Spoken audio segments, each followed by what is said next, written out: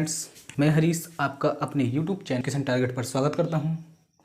आज हम लोग डिस्कस करने वाले हैं। आज का टॉपिक है हमारा हिस्ट्री में, वो है आपका टॉपिक जो है वो है खिलजी वंश। खिलजी वंश पढ़ेंगे आज हम, और खिलजी वंश से जितनी भी आपके क्वेश्चन होंगे आज के टॉपिक में हम पूरे समाप्त कर देंगे A to Z तक। तो चलिए बने रहिए हमारे साथ इस वीडियो में। खिलजी वंश की स्थापना की थी वो की थी जलालुद्दीन फिरोज खिलजी ने। खिलजी वंश चला था 1290 से 1320 ईस्वी तक। पहले शासक थे इसके या इसकी स्थापना की थी जलालुद्दीन फिरोज खिलजी ने 1290 ईस्वी में।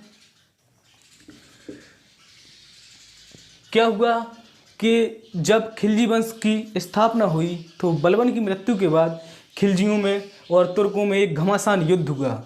तो तुर्कियों जो खिलजी थे इस युद्ध में विजयी रहे। जो खिलजी वंश आया कहाँ से? ये खिल्ज होता है। खिल्ज जो बना है वो बना है, इसका अर्थ होता है गर्म प्रदेश। खिलजियों के जो पूर्वज थे वो अफ़गानिस्तान के रहने वाले थे। अफ़गानिस्तान में गर्म प्रदेश वालों को खिल्ज कहा जाता है। तो वहीं से इस खिलजी वंश का स्थापना हुई और इसकी स्थापना जलालुद्दीन फिरोज खिलजी ने की थी। इसके सेनापति थे, उनका नाम था अलाउद्दीन खिलजी। अलाउद्दीन खिलजी थे वो जलालुद्दीन के भतीजे थे। जलालुद्दीन के भतीजे और सेनापति भी थे। सेनापति या इक़्तादार भी थे। इक़्तादार भी थे। तो इन्होंने अलाउद्दीन खिलजी ने क्या किया कि देवगिरी इन्होंने शासन किया था 1296 से 1316 ईस्वी तक। इन्होंने कुछ महत्वपूर्ण कार्य किए। अलाउद्दीन खिलजी ने क्या किया कि इन्होंने आक्रमण किया, अकेले आक्रमण कर दिया देवगिरी पर, जिसका बाद में नाम भी परिवर्तित कर दिया गया, दौलताबाद कर दिया गया था देवगिरी का नाम। देवगिरी पर इन्होंने आक्रमण किया और देवगिरी पर इन्होंने विजय प्राप्त की। वहाँ से इनको अपार धन मिला। तो यहाँ पर समझना आप लोग, जलालुद्दीन फिरोज खिलजी जाके अपने भतीजे से अलाउद्दीन खिलजी से इस युद्ध की विजय के उपलक्ष्य में मिलने के लिए पहुँचे। तो अलाउद्दीन खिलजी ने वहीं पर इनकी हत्या कर दी और ये खुद दिल्ली के शासक बन गए और इन्होंने दिल्ली पर शासन करना शुरू कर दिया। अलाउद्दीन खिलजी बहुत ही कुशाग्र बुद्धि वाला शासक था। इन्होंने सोचा यदि मुझे अपने साम्राज्य का विस्तार करना है तो मुझे बहुत ही अच्छी सेना की आवश्यकता पड़ेगी। तो इन्होंने बहुत सी कठोर नीतियां चलाईं, क्योंकि उस समय पर क्या थे, जो उलेमा थे, जो अमीर व्यक्ति थे, जो सरदार थे, वो विद्रोह कर रहे थे बार बार। तो इन्होंने अपनी नीति चलाई और सबसे पहले इनकी एक सैनिक नीति थी, क्योंकि इनको मालूम था कि बिना सेना के कहीं पर भी विस्तार या किसी को भी विजय नहीं किया जा सकता। तो इनके सैनिक थे, कुछ घुड़सवार थे, कुछ उसमें हाथी सवार भी थे। इनके पास टोटल 4,75,000 सेना थी। इन्होंने उसके लिए क्या किया कि घोड़ों को दागने की प्रथा चलाई। घोड़ों को दागने की प्रथा और सेना को नगद वेतन देना शुरू कर दिया। नगद वेतन। यह कुछ सैनिक सुधार में थे कि इन्होंने घोड़ों को दागने की प्रथा चलाई, उसका हुलिया पूरा ही बदल दिया और सेना को नगद वेतन देना शुरू किया। इसके बाद चलिए हम और देखते हैं अलाउद्दीन खिलजी की कुछ और योजनाएं हैं महत्वपूर्ण, जिससे कि इन्होंने अपने साम्राज्य का बहुत विस्तार किया। इन्हें कुछ ऐसी नीतियां चलाईं जिससे कि उसका राज्य का विस्तार बढ़ता ही चला गया।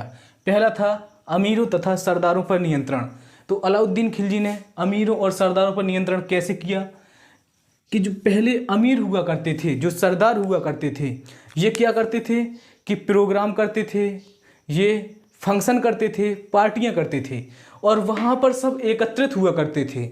तो अलाउद्दीन खिलजी ने सोचा यदि ये लोग एकत्रित होंगे तो कहीं ये राजा के खिलाफ युद्ध ना छेड़ दें। तो सबसे पहले इन्होंने अमीरों तथा सरदारों पर नियंत्रण किया।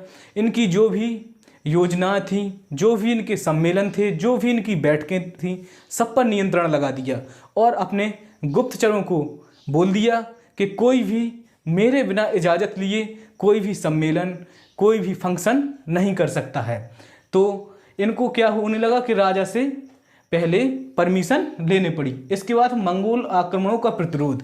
जो उत्तर भारत में मंगोल थे, यानी जो गुलाम वंश था, उन्हीं को हम मंगोल कहते हैं, तो ये उत्तर भारत से बार बार आक्रमण कर रहे थे। तो अलाउद्दीन खिलजी ने क्या किया कि अलाउद्दीन खिलजी ने वहाँ पर जाकर जो वहाँ के आसपास किले बने थे, उन किलों की मरम्मत कराई और नए किलों की स्थापना भी की, नए किले भी बनवाए। नए किले बनवाने के बाद उनमें प्रशिक्षित और सकुशल सेना रखी गई, जिससे कि मंगोल आक्रमणों का प्रतिरोध किया जा सके। इसके बाद उन्होंने कृषि पर नीति एक बनाई। एक कृषि को अलाउद्दीन खिलजी मध्यकालीन एक ऐसा शासक था जिसने कि कृषि पर सही से लगान लेना शुरू किया। इन्होंने एक यंत्र का शुरुआत की जिसका नाम था बिस्वा, जिससे कि भूमि को मापा जाता था और लगान को हम लोग इनके शासनकाल में खराज कहते थे। इन्होंने लगान लेना जो शुरू किया वो बदल दिया, उसका स्वरूप ही बदल दिया। पहले लगान जो ली जाती थी वो ली जाती थी पैसों के रूप में, इन्होंने लगान को अनाज के रूप में लेना शुरू कर दिया। इससे क्या होता था कि राजकोष का जो अनाज का भंडार था उसमें बढ़ोतरी होती थी और सैनिकों के लिए भोजन की सही से व्यवस्था की जाती थी। अब सबसे महत्वपूर्ण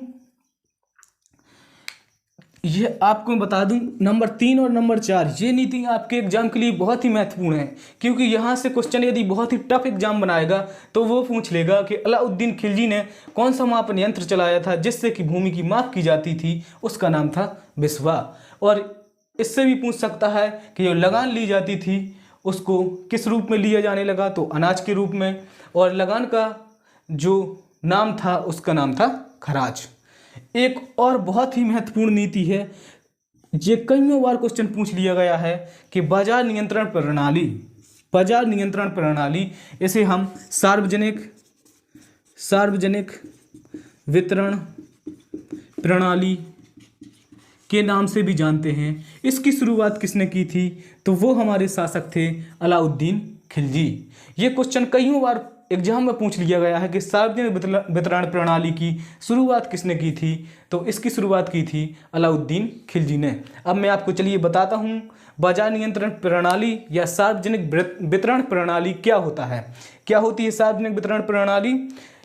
तो जब अलाउद्दीन खिलजी ने सोचा कि यदि मुझे अपनी सेना बहुत ही विशाल करनी है तो मुझे सकुशल और बहुत ही ज़्यादा सैनिकों की आवश्यकता पड़ने वाली है, और उस टाइम पे यदि सैनिकों को वेतन ज़्यादा दिया जाएगा तो स्वाभाविक सी बात है कि जो सरकारी खजाना होगा उसमें कमी आ जाएगी।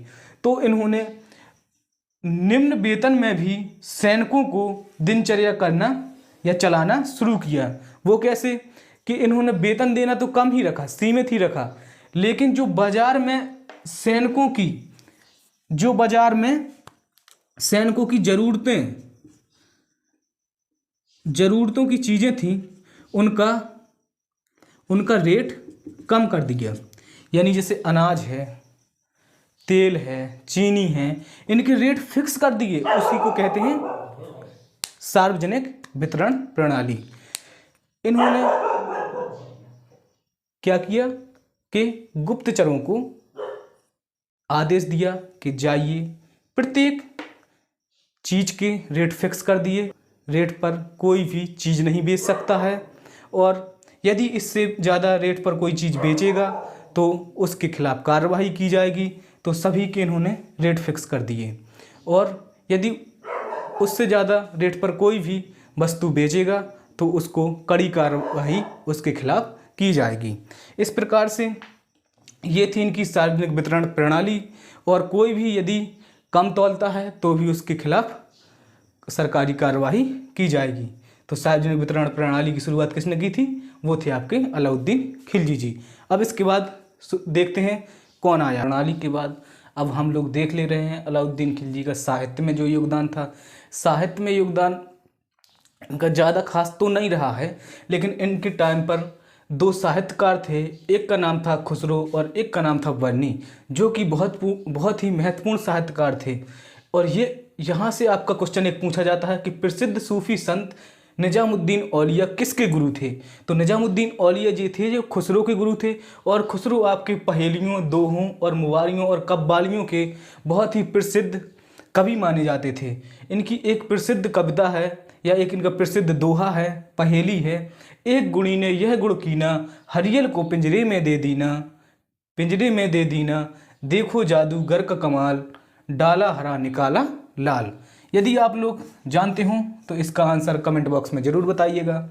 और इन्होंने साहित्य में अपना क्या किया कि एक दिल्ली में इन्होंने हौज खास का निर्माण कराया और अलाही दरवाज़ा बनाया था।